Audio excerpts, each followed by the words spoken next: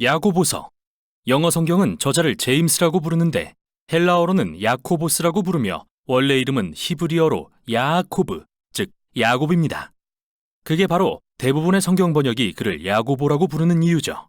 이 영상에서도 그렇게 부르도록 하겠습니다. 신약에는 여러 명의 야고보가 등장하는데요. 그 중에 2명은 예수님의 12제자에 속한 사람들입니다.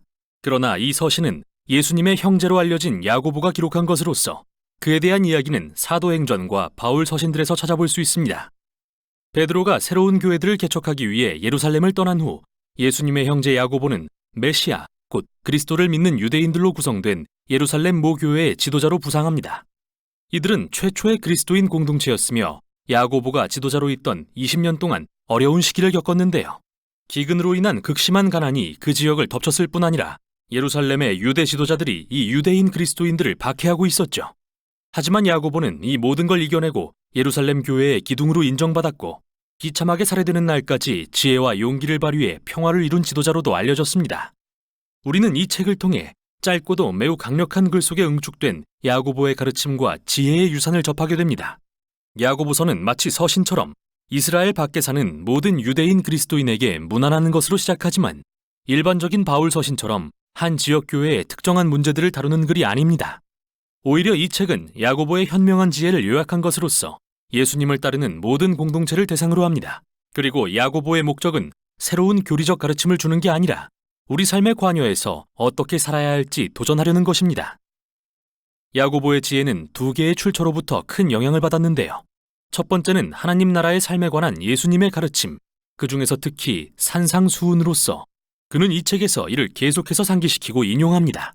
두 번째로 핵심적인 영향을 준 것은 성경의 지혜서인 잠언, 그 중에서 특히 1장부터 9장의 시들입니다.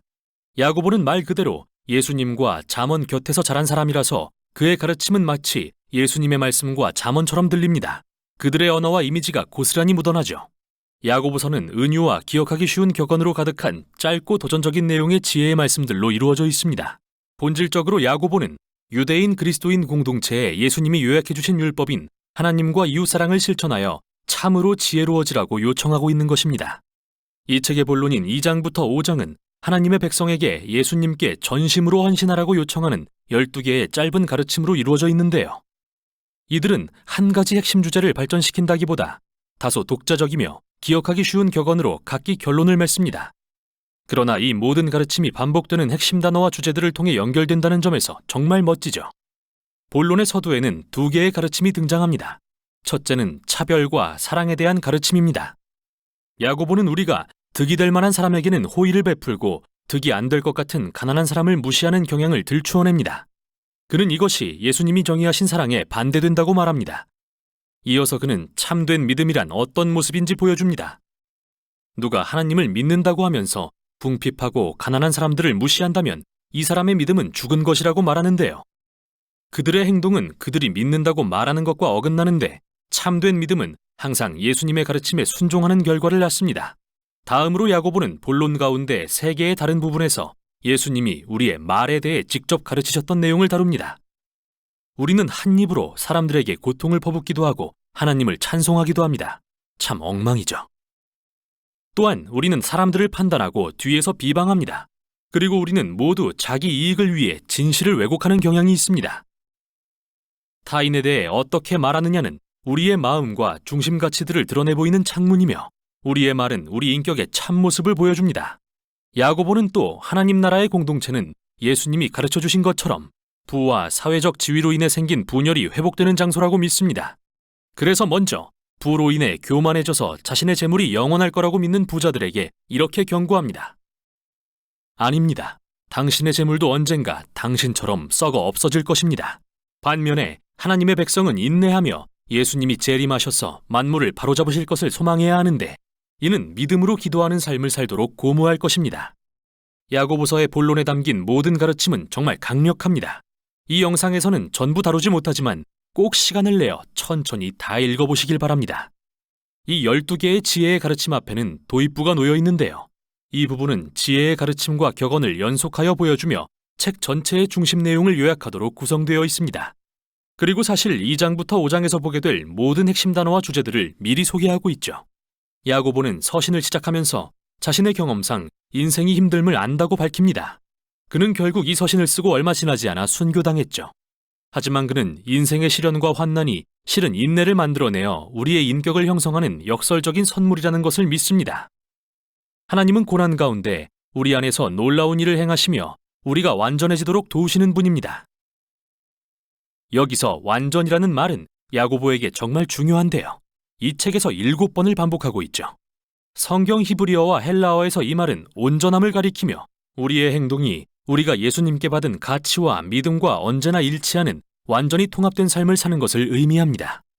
야고보는 사실 우리 대부분이 균열된 채로 모순이 가득한 인격을 안고 산다는 것을 압니다. 우리 모두 인정하고 싶은 것보다 더 손상된 상태라는 것을요. 그러나 하나님은 깨어진 사람들을 완전케 하는 회복의 임무를 수행 중이시며 이 일은 자신의 환난을 새로운 관점으로 바라보는 지혜로부터 시작됩니다. 하나님은 그분의 성품을 의심하지 않고 믿음으로 구하는 사람들에게 이 지혜를 아낌없이 주실 것입니다. 그리고 우리가 하나님 앞에서 겸손히 자기 위치를 깨달을 때 염려와 신뢰 중 하나를 선택해야 하는데요. 참된 지혜란 내 형편과 상관없이 하나님의 선하심을 믿기로 선택하는 것을 의미합니다. 야고보는 그러므로 만일 가난이 당신의 삶을 시련으로 내몬다면 그것이 하나님만을 신뢰하게 만드는 선물이라고 여기라고 말합니다. 그뿐만 아니라 재물은 여름의 열기에 사라지고 마는 들꽃처럼 덧없는 것이죠. 따라서 시련을 겪을 때 하나님을 원망하지 마십시오. 오히려 당신의 형편을 통해 예수님이 가르쳐주신 하나님의 너그러우신 성품을 배우십시오. 그분은 고통 중에 우리를 만나주시는 믿을 수 있는 분입니다.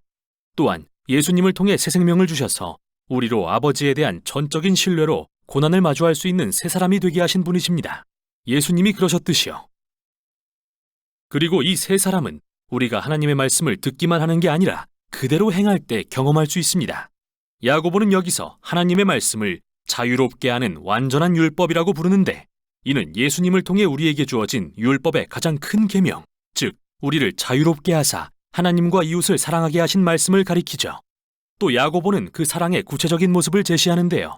그것은 다른 이들에게 친절과 사랑으로 말하는 것, 가난한 자들을 섬기는 것, 하나님께만 전심으로 헌신하는 삶을 사는 것을 의미합니다. 이처럼 도입부에는 2장부터 5장에서 더 깊이 살펴보게 될 12가지 가르침의 모든 핵심 단어와 주제들이 담겨 있는 것을 알 수 있습니다. 이 책은 야고보가 예수님과 잠언의 지혜에 몰두해서 얻은 그의 지혜를 우리에게 선사하는 멋진 선물이자 예수님을 따르기 원하는 이들에게 일침을 놓는 아름답고 정교한 글입니다. 이게 바로 야고보서가 전하는 내용입니다.